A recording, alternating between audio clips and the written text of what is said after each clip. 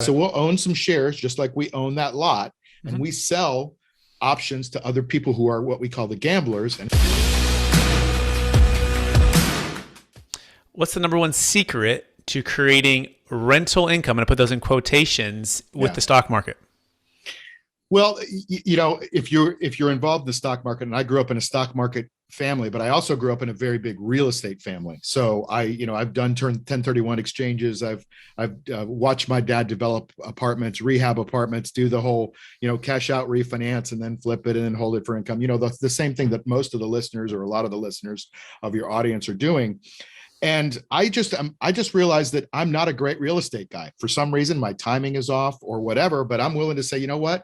I'm not that great at real estate. I love it. I think it should be part of everybody's portfolio because of the obvious benefits you get. And one of the reasons I love being on your show is that it's, I hate paying taxes, right? And, there's, like my accountant says, there's worse things in life than paying taxes.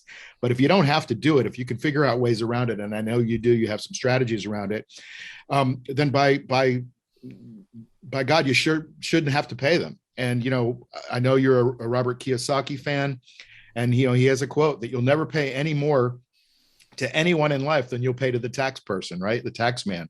And so we've got to figure out legal ways to avoid it, not to circumvent it and do anything illegal, but to avoid it.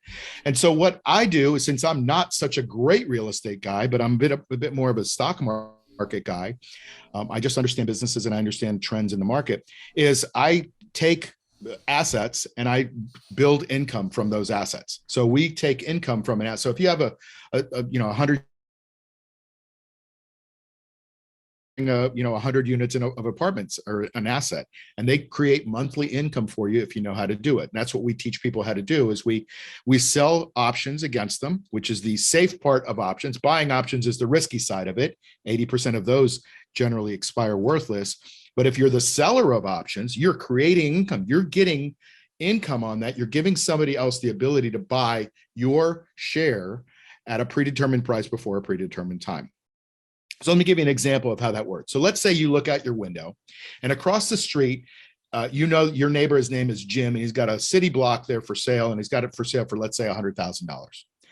And Jim wants to, he's got the sign up there. And he wants $100,000 for his property.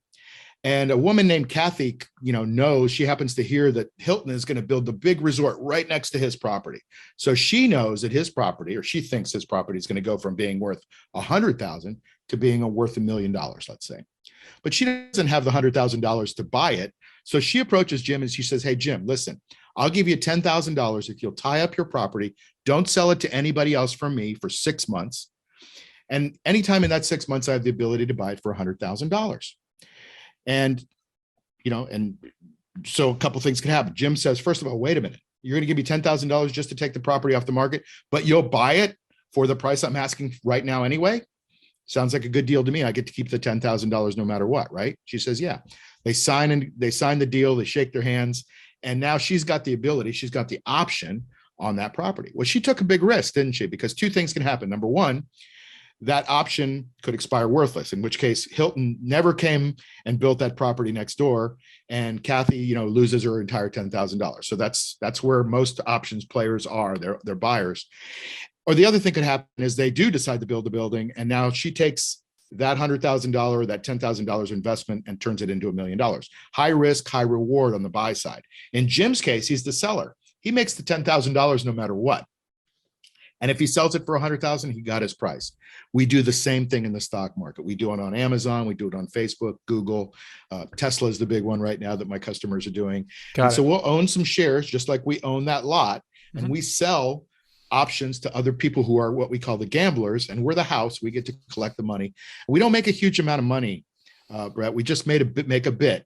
And we shoot for about 2 to 4% a month is what our goal is. And if we do this right, and you follow the rules of the system, you can create a lot of income from the stock market. And it's pretty darn passive. No toilets or trash, like you like to say, right? Got it. Yep, absolutely. I appreciate all that. And so you knew what your strengths were, which was not being great maybe at operating real estate, but you understood the fundamentals of it, and you like the investment tax advantages of it. Sure. And you love the investment of real estate. But you also figured out a way to become really good at buying options, selling options, or vice versa, knowing the differences between the two and how to exercise that. Is that a fair summary so far? Yeah, so far it's great.